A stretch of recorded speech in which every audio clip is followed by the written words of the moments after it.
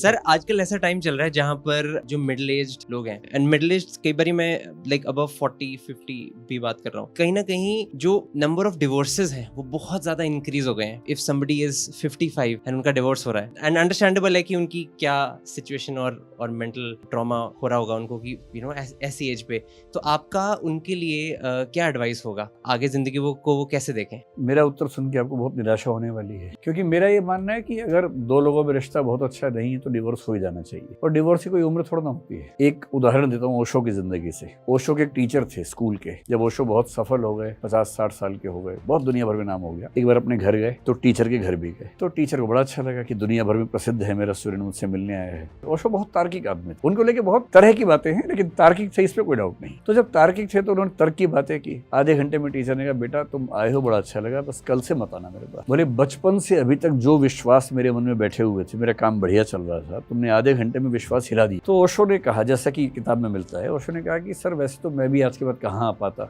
व्यस्त हूँ, पर अब मैं जरूर आऊंगा 4-5 दिन, क्योंकि आप कह रहे हैं कि 10 साल बचे हैं, ठीक से जीने दो, और मैं कह रहा हूँ 10 बचे हैं, वो तो ठीक से जी लो। अगर 70 साल गलत फहमी में गुजार भी दिए, 10 तो ठीक से जियो। और आप कह रहे हैं कि 70 साल गुजारे हैं, 10 और गुजरने दो, टेंशन मत दो मुझे। इस टेंशन से ही तो कुछ नया आएगा जिंदगी में। ऐसा हो सकता है कि 55 की उम्र में, 50 की उम्र में दो लोग जब अलग हों तो ट्रॉमा तो बहुत बड़ा होता ही है। तलाक कोई मजाक थोड़ा है। पर मैंने देखा है कि कई लोग ऐसे हैं, तलाक के बाद उनकी जिंदगी बहुत बेहतर हो गई है, स्पेशली तब जब डोमेस्टिक वायलेंस के शिकार हों। बहुत सारे ऐसे परिवार होते हैं जहां शादी सिर्फ इसलिए चल रही है कि इकोनॉमिक इंडिपेंडेंस नहीं है, या इसलिए कि बच्चे छोटे हैं, जबकि पति पत्नी के बीच में न प्रेम का संबंध है न सम्मान का संबंध है, कहीं कहीं तो वहशीपन का संबंध है, मार पिटाई होती है, सब कुछ होता है, लेकिन अलग नहीं हो सकते। तलाक एक बहुत गंभीर फैसला है जो बहुत गंभीर विचार मंथन के बाद ही होना चाहिए, ये मजाक नहीं है। और जब आप किसी से अलग होकर किसी और के पास जाएंगे तो चांसेस इक्वल हैं कि इस बार भी फेल होंगे आप। विवाह की दिक्कत ये नहीं है कि मैं तुम्हारे साथ हूँ,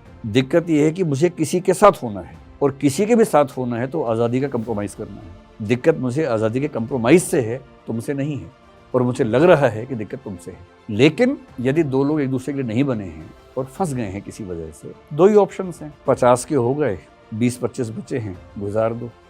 दूसरा 50 के हो गए, 25 तो बचे हैं, वो ठीक से जी लो।